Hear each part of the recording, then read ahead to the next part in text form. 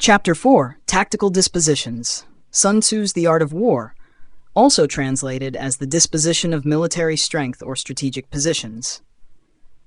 In Chapter 4, Sun Tzu shifts from strategy to the practical aspects of battlefield positioning and defense. He emphasizes that a skilled general does not rely on luck, but creates conditions that guarantee victory before battle begins. The key message of this chapter is, a great commander ensures his army is invincible while waiting for the enemy to make mistakes. 1. The foundation of victory, preparation and positioning. Sun Tzu states, "One who excels in warfare first ensures his own invulnerability, then waits for the enemy's vulnerability." The skillful warrior seeks victory through preparation, not by hoping the enemy will fail. 1.1 The two key aspects of success. 1. Invincibility comes from good defense. A wise general fortifies his position so the enemy cannot defeat him. 2. Victory comes from exploiting the enemy's mistakes. Instead of attacking blindly, he waits for the enemy to expose a weakness. Example: Fabius Maximus versus Hannibal, Second Punic War, 208–201 BCE. Rome's general Fabius avoided direct battle with Hannibal, who had a stronger army. Instead, he used delaying tactics and harassed supply lines, forcing Hannibal into a disadvantage. Chapter 2. The Art of Defense and Offense. Sun Tzu emphasizes that defensive and offensive tactics must be used wisely. Strategy, purpose, key principle. Defense protects against defeat, create an unassailable position. Offense seizes opportunities for victory. Attack when the enemy is weak. 2.1 The defensive advantage. A strong defense makes an army unbreakable. Defenses should be built before the battle begins, not in response to an attack. A well-positioned army can wear down the enemy without direct engagement.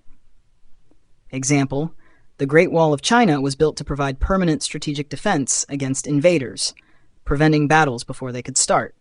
2.2 When to attack. The right moment to attack is when the enemy is already weakened by their own mistakes. A wise general does not force battles, but waits for openings. Example: Battle of Agincourt, 1415 Hundred Years' War. The English army, led by Henry V, took a strong defensive position. When the French charged recklessly across muddy terrain, they became vulnerable.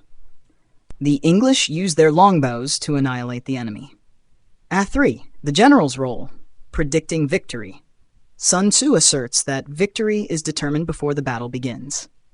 3.1 5 Factors that guarantee victory. A general who considers these 5 factors will never lose. 1. Who has better preparation. The side that is more disciplined and trained has the advantage. 2. Who understands the battlefield. Knowing terrain, weather, and supply lines leads to smarter decisions. 3. Who has superior leadership. A general's wisdom and adaptability shape the outcome. 4. Who has better organization. An army that moves efficiently will outmaneuver a disorganized force. 5. Who has stronger morale. Soldiers who believe in their cause fight harder than those forced into battle. Example: the Mongol Empire's conquests, 1206–1368. Mongol armies always scouted terrain, learned enemy weaknesses, and outmaneuvered larger forces. Their organization, speed, and preparation made them nearly unbeatable. 3.2 The commander's responsibility. A great general does not rely on luck or divine favor. He creates conditions where victory is inevitable. A wise general does not fight unless victory is certain. He who makes no mistakes will always be victorious. 4. The danger of overconfidence and recklessness. Sun Tzu warns against overestimating one's strength or underestimating the enemy. 4.1 The illusion of invincibility. No army is truly invincible. Even the strongest force can be defeated by poor leadership or bad positioning. A general must constantly adapt instead of assuming previous victories guarantee future success. Example: Napoleon's invasion of Russia, 1812. Napoleon's overconfidence led him into an unwinnable campaign. The Russian army retreated strategically, stretching his supply lines. His army collapsed due to starvation and harsh winter conditions. 4.2 Avoiding reckless attacks. Sun Tzu states that a foolish commander charges blindly into battle, hoping for luck. Patience and planning lead to success, not brute force. Example: the charge of the Light Brigade, 1854, Crimean War. British cavalry charged directly at Russian artillery, assuming speed would ensure victory. They suffered massive casualties due to poor planning and overconfidence. Shara 5. Key takeaways from Chapter 4. 1. Victory is secured before battle begins. A great commander creates the right conditions for success. 2. A strong defense prevents defeat. Wise generals fortify their positions before battle. 3. Attack only when the enemy is vulnerable. Avoid reckless engagements. 4. A prepared army will always defeat a disorganized one. Organization and discipline matter more than size. 5. Overconfidence leads to disaster. Every battle requires fresh analysis, no matter how strong one appears. 6. The best generals predict victory based on preparation, not luck.